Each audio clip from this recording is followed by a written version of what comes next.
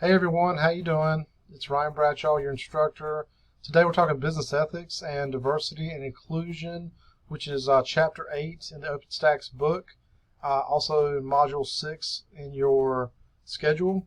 So I want to just talk about briefly a few things from the chapter just to introduce you to the reading. This is one that you should read because there's a lot of good content.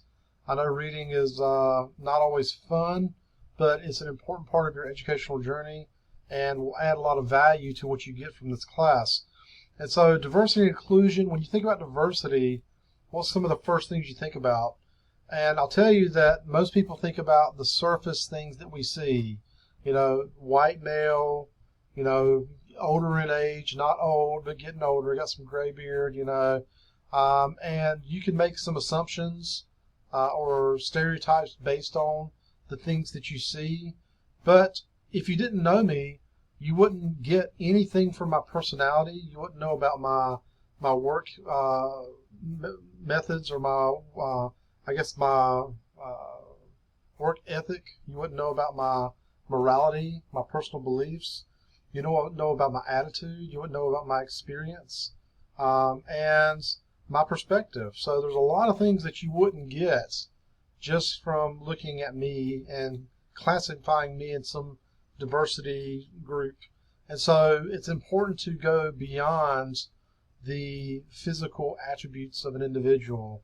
So in fact, it talks about diversity now includes more than just racial, gender, and religious differences. Encompasses different thinking styles and personality types, as well as other factors such as physical and cognitive abilities and sexual orientation, all of which influence the way people perceive the world. So finding the right mix of individuals to work on teams and creating the conditions in which they can excel are key business goals for today's leaders, given that collaboration has become a paradigm of the 21st century workplace. And so a lot is said in that sentence. If I'm working on a project and I've got a good, diverse group of people, let's say we're all developing a product for Apple. Yay, we all are an Apple team. And we're thinking about, okay, we're going to develop this product. Every person in that group can think about how they would use that product, how that product would also serve others from the diverse group of individuals that individual comes from. So whether it's a black female or a white male or a Hispanic male or a gay person from Canada, so it doesn't matter. You can all think as individuals and say, how will this product work for me? How will this product for people like me? And that adds a lot of value to the overall experience of creating the product, because you want a product that will meet the needs of many people. And if it's not going to work for a group of people, then you have to ask yourself, how can we make it work for everybody? Or what is our target market? Who's going to be most interested in this? And so when we talk about inclusion, that's what inclusion is thinking about things in terms of, just because I'm a white male, that's not all who I am, but I may be developing products for a female audience. I may be, but what if I'm developing products for a female audience? Let's say I'm a writer and I write books, and the books that I write target a female audience. What do I know about a female audience being a white male? And so I might need to talk to females to understand what they're looking for in a book, and kind of get ideas about that. And so, what type of story really appeals to that audience? Just throwing that out there, but it could be any product or service. And so inclusiveness is this way to make people feel engaged and welcome. The chapter has some really great metrics it throws out about the workforce. And you can see that over the next 30 years, whites in the workforce, that group will shrink, and minorities, Asians, other groups will grow in the workplace.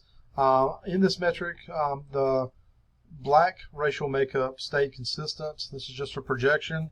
You can see down below, though, that the Hispanic group grew by double over the next 30 years. So if you are in business in America right now and you see that the Hispanic group is going to grow by double in the workforce, you need to be thinking, how can I create products and services that serve that maybe underserved community? What can I do that will greatly appeal to that population, because there's an opportunity there. And so that's the kind of things you need to be thinking. These are some metrics right here that talks about female representation or male-female representation in the workforce. And you can see it's 70-30 split overall. In technology and leadership, it's less than that, 20-80 for technology, 25-75 for leadership. And then getting to looking at it from a value-add perspective, you find that diversity, when you get into the conversation about it from a leadership perspective and from a hiring perspective, it is ethically and morally the right thing to do to have a diverse group of people, but it's also a profitable thing to do because diversity enriches your workplace and your experience. It actually enriches your employees because everybody benefits from everybody else. Every other person benefits from having diverse colleagues that they work with. I love talking to people from other countries because I haven't traveled extensively abroad. And so when I meet somebody from India or Pakistan or Germany or wherever it may be, I'm enamored. I'm like so drawn into that. I was at a gas station within the past year and I met a Tibetan monk. And it was just like, I loved to talk to the guy. He spoke very limited English, but it was just so interesting to me. And I just love to pick the brains of people from different places and get, how their life is there and talk about their culture and what they do. It just really is just so fascinating to me. And so you find that the more diversity you have in the workplace, the more enriching the experiences for the coworkers, but also for the customers, because individuals with diverse backgrounds and diverse perspectives offer a better comprehensive ideas on how the product or service should be created and marketed to the public. And so moving along, there is a section on challenges of diversity. I want you to read through that. So another aspect of diversity is people with disabilities or differently abled individuals. There is the American with Disabilities Act that protects individuals with some type of disability, whatever it may be. And you want to also be inclusive of that, as well as inclusive with people with different religious beliefs. It's easy to get into this mindset that America is a Christian nation and we are primarily Christian and that's just what it is. But as it turns out, America is a nation of many people, many beliefs, many ideas, many original nationalities and ethnicities. And so we are a melting pot. And that being the case, we have to be respectful of other people's ideas and faiths, religions, whatever it may be, and understand that there's a large diversity of other religious experiences that happen on the calendar every year. I know right now at this time we're getting ready to celebrate Christmas, but there's other holidays that happen that we need to be mindful of and respectful of. All right, so other aspects of diversity, sexual orientation. There still is not a blanket protection in the United States in every state for protection against discrimination for there's people who have a variety of sexual orientations. And so the yellow states here are basically states that prohibit sexual orientation discrimination in both private and public workspaces. And then the blue are states that prohibit sexual orientation discrimination in public workplaces but not private. And then the white states don't have any such protections in place. And so it's kind of weird that in 2020, I always had this idea as a kid when I was younger that we would, when I grew up, we would be in this super modern society where people really were judged on the content of their character and who they were as people. And the really defining thing was, are you a good person or a bad person? And we still very much have these ways of classifying and defining people.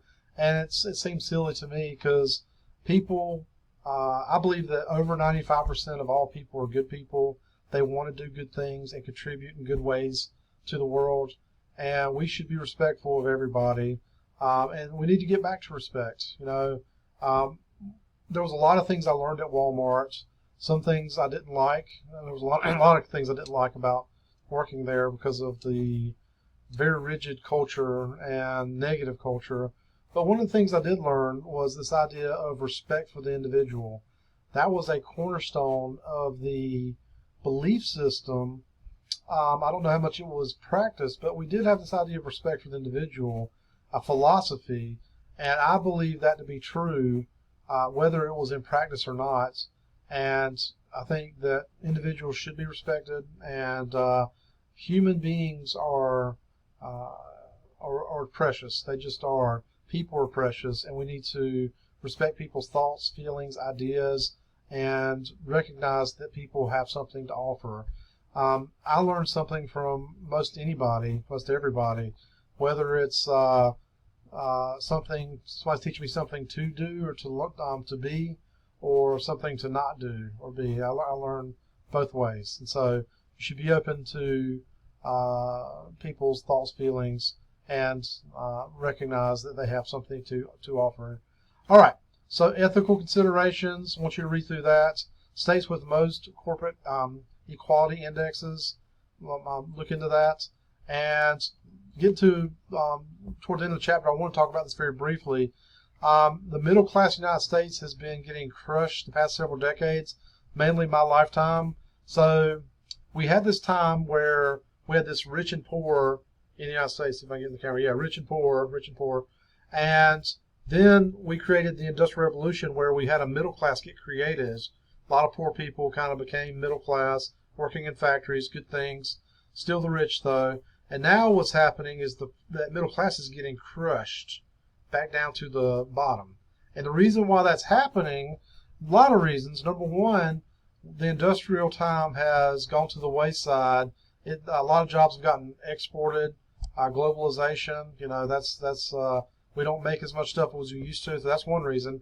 Another reason is everybody said, you know, we want you to get a white-collar job, and that's fine, but wages have been stagnant for the past 30, 40 years, and so if your wage trend line is stagnant and inflation has been going up over the past multi-decades, that inflation eats away at your earning potential. It eats away at your buying potential. And so if somebody graduates from college and makes $40,000, that same $40,000 is not what it was in the 70s and 80s.